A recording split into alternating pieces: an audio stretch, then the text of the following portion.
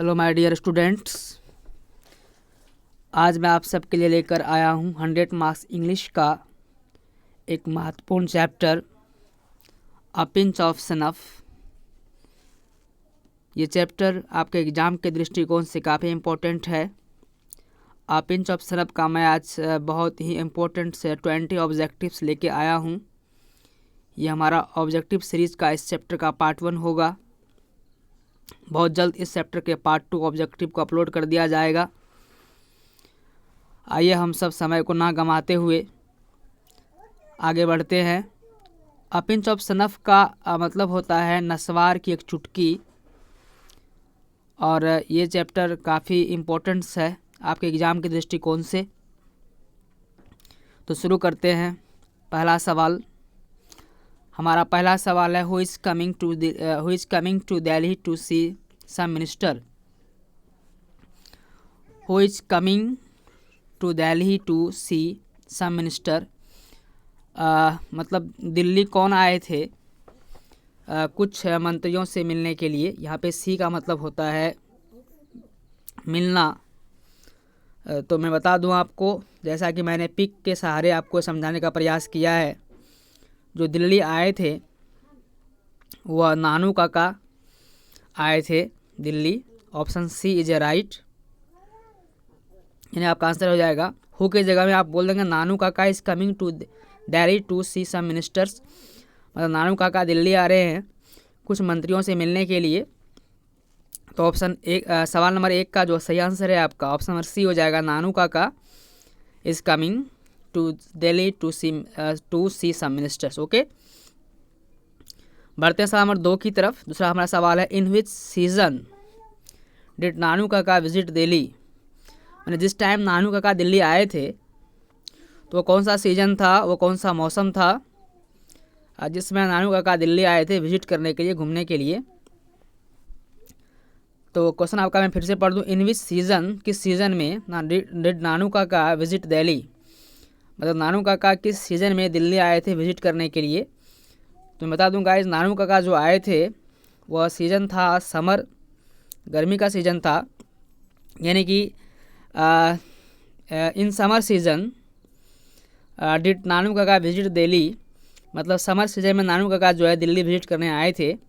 सवाल नंबर 2 का right answer option number D हो जाएगा, D summer season. Okay, option D आपका बिल्कुल राइट होगा। समर सीजन में नानू काका दिल्ली आए थे विजिट करने के लिए। सवाल नंबर 3 है which of the following is not the work of Manohar Malgaonkar. Guys यहाँ पे सवाल में ये नहीं कह रहा है कि कौन सा जो वर्क्स है, दैट मीन्स कौन सी वर्क्स है, कौन सा क्रिएशन है नानू काका मनोहर मालंकर का जो इनमें से नहीं है। Which of the following is not लिखा हुआ है, is not the work of Manohar Malgaonkar. तो इसमें 4 आपका वर्क्स है, 4 क्रिएशन है। मैं आपकी जानकारी के लिए बता दूं, वर्क के प्लेस में एग्जाम में आपको लिखा सकता है क्रिएशन, CREATION,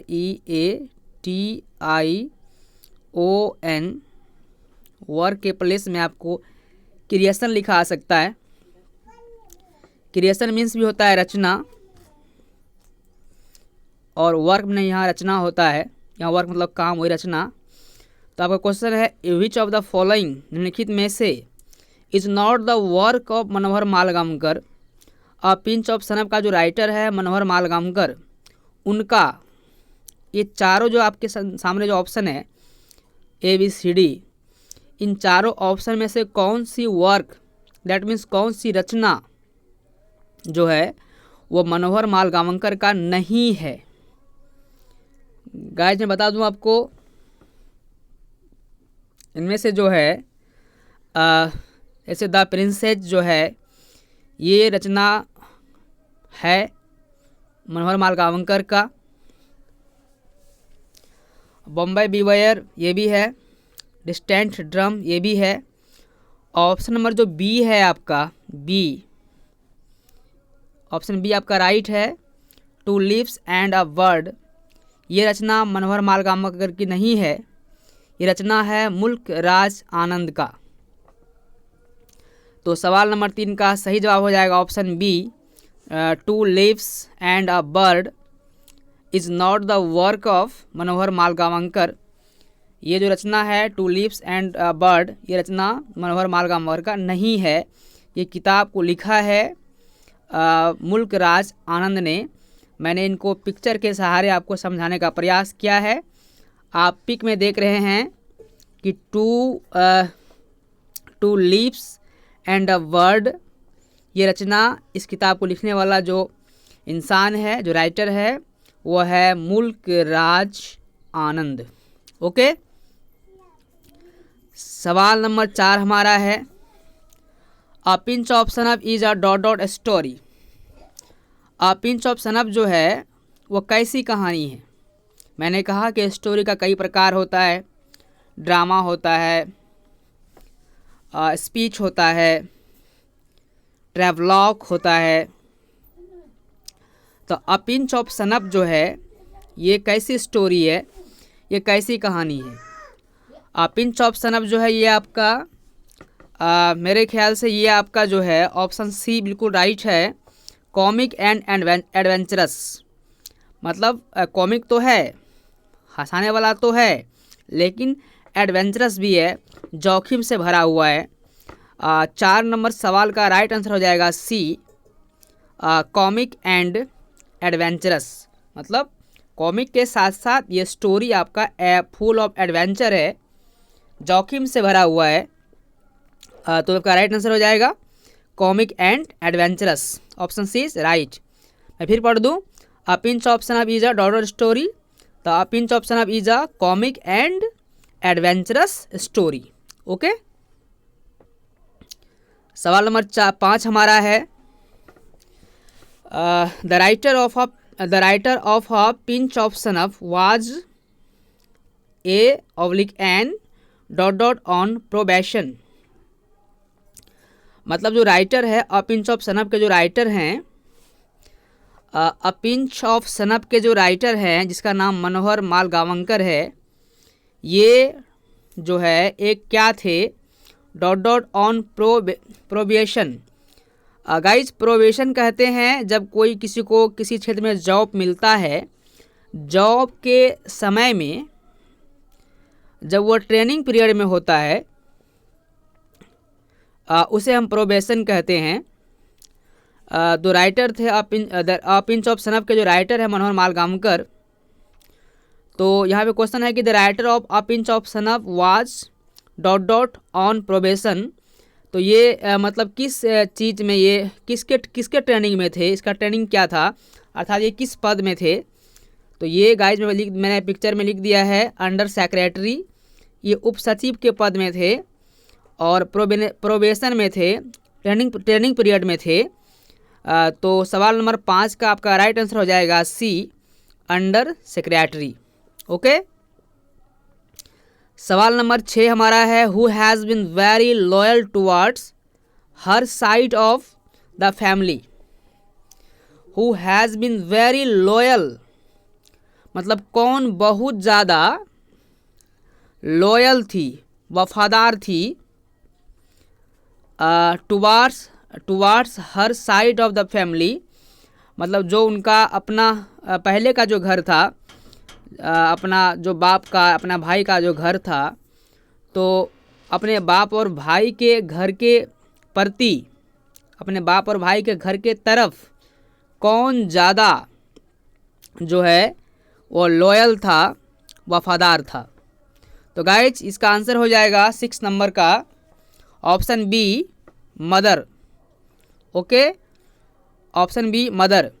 राइटर की जो माँ है वह अपने जो मायके की साइड है उनका, उसके प्रति वो बहुत ज़्यादा लॉयल थी, बहुत ज़्यादा वफादार थी, उनका झुकाव अपने मायके की ओर बहुत ज़्यादा था। तो सवाल नंबर 6 का आंसर हो जाएगा option number B, mother. Okay, अब बढ़ते हैं सवाल नंबर 7 की ओर। नानू Kaka was to stay for. नानू काका जब दिल्ली आए थे तो वह कितने दिन वहाँ ठहरे थे? वो कितने दिन के लिए, मतलब कितने दिन वहाँ ठहरने के लिए कितने दिन वह रुकने के लिए आए थे। यहाँ स्टे मतलब होता है ठहरना। तो नानू Kaka was to stay for, नानू काका ठहरने दिल्ली आए थे। मैंने बिल्कुल आपको दिखा दिया है 2 और 3। देखिए यहाँ पे 2 और 3 मतलब 2 से 3 दिन के लिए नानू काका दिल्ली में स्टे करने आए थे, ठहरने आए थे। ऑप्शन आपका B is a right, B बिल्कुल आपका सही हो जाएगा। चलिए बढ़ते हैं सवाल नंबर 8 की ओर।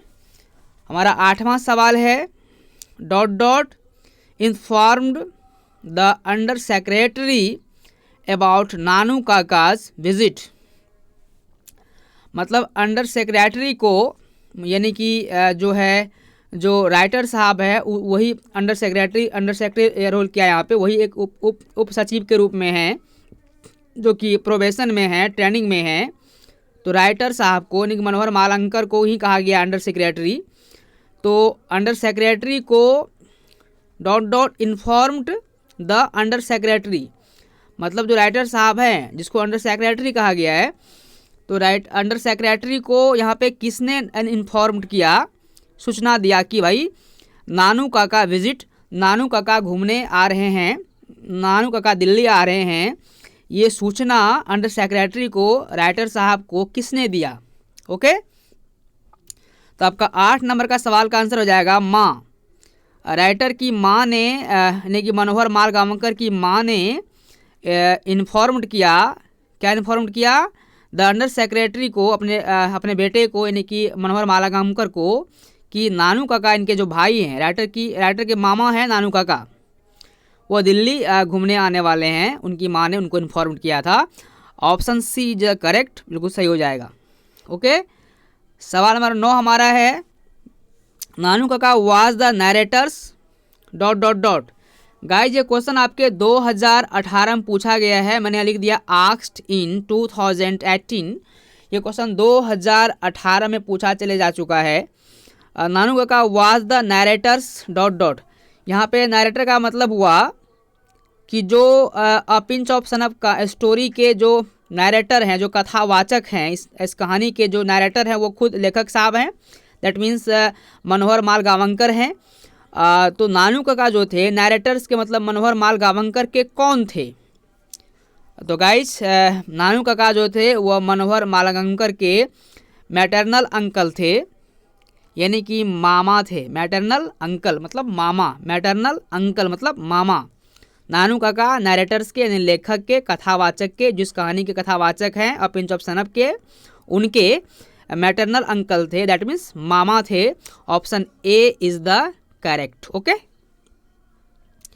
सवाल नंबर 10 हमारा है who was waiting on the platform when the train came in. मतलब ये कि कौन जो है वह इंतज़ार कर रहे थे प्लेटफॉर्म में ट्रेन के आने का, यानी कि जब इसका आंसर हो जाएगा option B writer.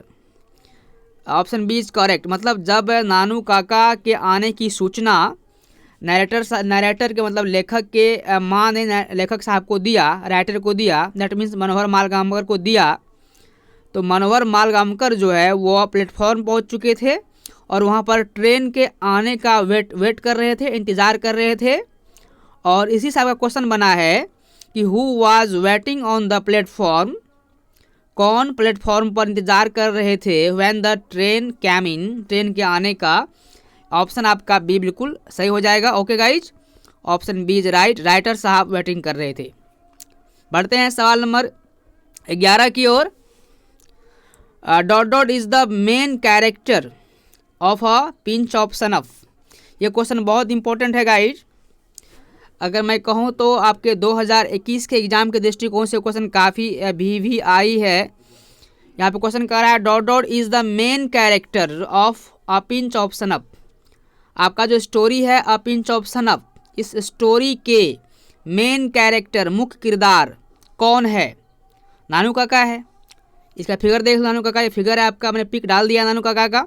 Option A is the right. Okay, सवाल नंबर 12 हमारा है, नानू काका बिलोंग्स टू। नानू काका कहाँ के रहने वाले थे? नानू काका बिलोंग्स टू, गाइज नानू काका जो थे वो महाराष्ट्र के रहने वाले थे। महाराष्ट्र के, option C is a correct. Okay, बढ़ते हैं सवाल नंबर 13 की ओर। नानू काका ब्राउट और डॉट डॉट विथ हिम। नानू काका अपने साथ क्या लाए थे? जब वो महाराष्ट्र से दिल्ली आए थे तो नानू काका ब्राउट और डॉट डॉट विथ हिम, नानू काका अपने साथ क्या लाए थे? तो नानू काका अपने साथ किटेन लाए थे, बिल्ली का बच्चा लाए थे। Okay, option C is the correct. सवाल नंबर हमारा 14 है, Nanu Kaka was standing on the door way of a dot dot class carriage. मतलब नानू काका जो थे वह कहाँ खड़ा थे? जब ट्रेन से वो आ रहे थे तो ट्रेन के कौन से, ट्रेन में कई क्लास होता है, फर्स्ट क्लास होता है, सेकंड क्लास होता है, थर्ड क्लास होता है। तो नानू काका वाज स्टैंडिंग, नानू काका खड़े थे ऑन द डोर वे, मतलब गेट के सामने, of a dot dot class carriage. तो नानू काका ट्रेन के जो है सेकेंड जो डोर होता है, द्वितीय श्रेणी सेकंड क्लास में सफ़र करके दिल्ली आ रहे थे महाराष्ट्र से। ऑप्शन 14 का बिल्कुल सही हो जाएगा। ऑप्शन आपका बी जो है वो करेक्ट हो जाएगा। Option B is correct. Okay, बढ़ते हैं सवाल नंबर 15 की ओर। When often takes a pinch option up from the silver box. मैं बता दूं कि नानू काका के पास एक सिल्वर बॉक्स था और नानू काका बात बात में ऑफन मतलब होता है प्राय, अक्सर, वह जो है अ पिंच ऑप्शन अप, नस्वार की एक चुटकी वो अपने सिल्वर बॉक्स से निकालता था और उसको सूंघ लेता था।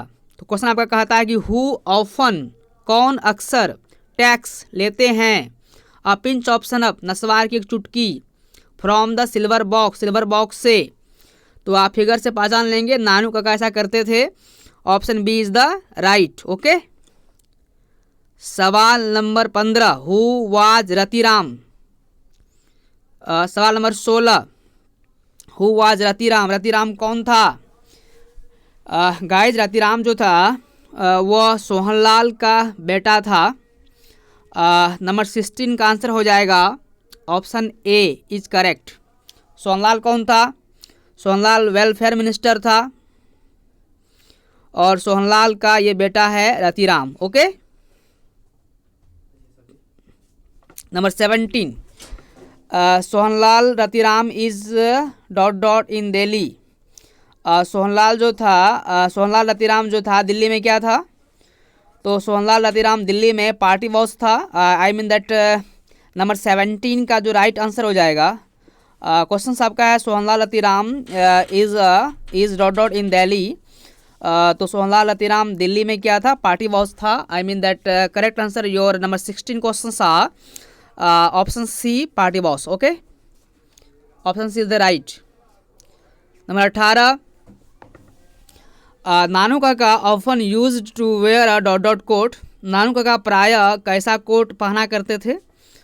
नानू काका प्रायः जो है वह जोधपुरी कोट पहना करते थे। नानू Kaka often used to wear अ, यहाँ पे वेयर का मतलब पहनना होता है। नानू काका हमेशा जोधपुरी कोट पहना करते थे। Option B is correct, Jodhpuri coat. मैंने डाल दिया है। यहाँ देखो, अमेरिका के जो प्रेसिडेंट थे बराक ओबामा, और ये भी जोधपुरी कोट पहने हुए हैं। और साथ साथ जो इंडिया के प्राइम मिनिस्टर नरेंद्र मोदी हैं, ये भी जोधपुरी कोट पहने हुए हैं। तो नानू काका भी इस तरह के कोट पहनते हैं जिसे हम जोधपुरी कोट कहते हैं। 18 नंबर का बी ऑप्शन सही हो जाएगा, जोधपुरी कोट। ओके, सवाल नंबर 19, in linguistic emergency Nanu Kaka always turn to. Linguistic emergency मतलब होता है कि जब बोलते बोलते जब हम अपने मदर टंग के बारे में बोलने लगते हैं, हमारी अपनी जो भाषा है बीच बीच में वो आ जाती है। जब हम हिंदी बोल रहे हैं, इंग्लिश बोल रहे हैं, बोलते बोलते हमारा अपना जो लैंग्वेज है, जो हमारा मदर टंग है, वो बीच में हमारी आ जाती है। इसी को हम लिंग्विस्टिक इमरजेंसी बोलते हैं। तो इन linguistic emergency Nanu Kaka always turn to mother tongue. Option इनका हो जाएगा बी सही, यानी कि जब वो हमेशा जो है बोलते बोलते अपना उनका भाषा जो है मराठिया भाषा, उस पर वो मंत्रियों को गाली वगैरह देते थे। तो इसी को मदर टंग बोलते हैं, यानी कि 19 नंबर का ऑप्शन बी बिल्कुल सही हो जाएगा। ओके, लास्ट सवाल हमारा 20 नंबर है, who is the ambassador in the story a pinch of snuff. A pinch of snuff में जो एम्बेसडर है, जो राजदूत है, वो कौन है? वो है बरकत अली। 20 नंबर का ऑप्शन जो है आपका बिल्कुल सही होगा, डी नंबर। बरकत अली जो है वो एम्बेसडर थे। इस कहानी में बरकत अली को एम्बेसडर बताए राजदूत कहा गया है। 20 नंबर का ऑप्शन डी करेक्ट हो जाएगा। ओके, थैंक्स, धन्यवाद।